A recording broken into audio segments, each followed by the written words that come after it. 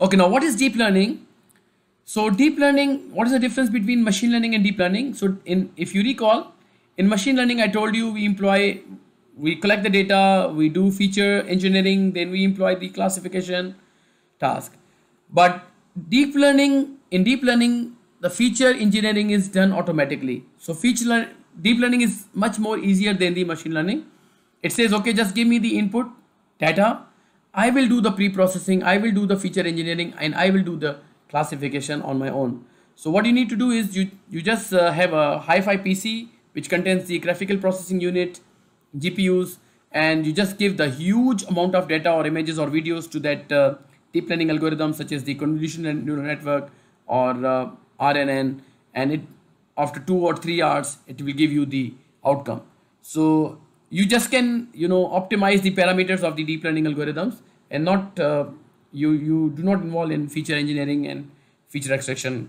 So this is the beauty of deep learning. So deep learning is nothing actually. It is the deep neural network. In in machine learning, we saw the example of one machine learning algorithm which is called the artificial neural network. In artificial neural network, we have the input layer, the hidden layer, and we have the output layer. However, in deep learning algorithms or deep neural network, we have the many hidden layers. So you can see this is hidden layer 1, this is hidden layer 2, this is hidden layer 3, and so on and so forth. So we have an input layer, we have n hidden layers, and one output layer. So this is called, at the right hand side, this is called the deep neural network. So if you see the difference between the deep learning and machine learning, in deep learning, it requires the huge amount of data. However, in machine learning, if you have the fewer amount of data, so you can employ the machine learning. So for example, in cancer, if you have the cancer classification task, so maybe on the cancer, you do not have the huge amount of data. So you have the fewer amount of data. So for that, probably the machine learning can be the best option, not the deep learning. But if you want to classify the tweets, or you want to classify the object, whether the object is a mobile phone or a glass or a laptop or a mouse or a keyboard. So for this, you may have the huge amount of data, so you can employ the deep learning. Okay. So if you have a huge amount of data, you can employ the deep learning. If you have the smaller data, you can go for a machine learning. Okay.